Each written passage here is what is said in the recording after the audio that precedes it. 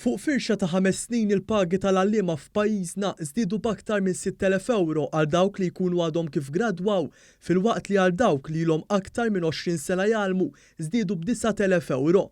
Juru dan ċifri li kiseb One News mill-Ministeru għall-Edukazzjoni u li jiġdu l-importanza li l-Gvern qed jagħti lill-għalliema.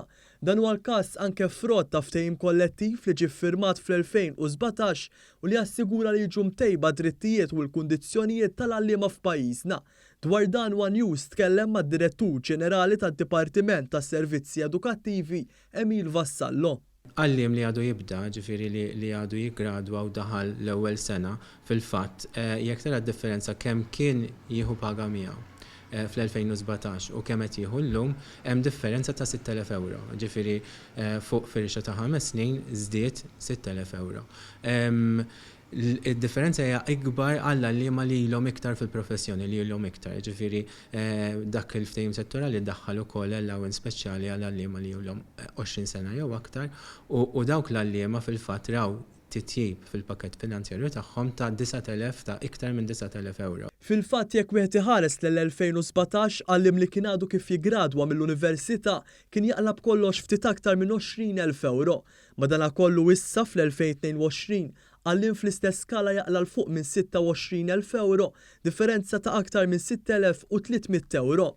Minnaħa l-oħra għalliema li jkunu ilhom aktar minn 20 sena jgħallmu bejn dan l-istess perjodu raw żieda ta' aktar minn 9,000 euro.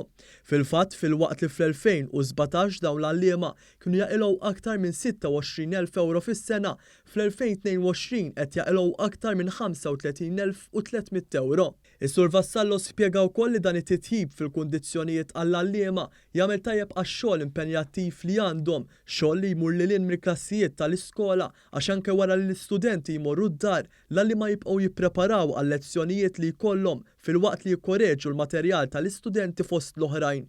Is-Sur Vassallo tkellem ukoll dwar ir-rata ta' kull għalliem għal numru ta' studenti fil-klassijiet. Jekk nieħdu average fis-sekondarji, in-numru ta' studenti fil-klassi ivarja bejn 18 u 24.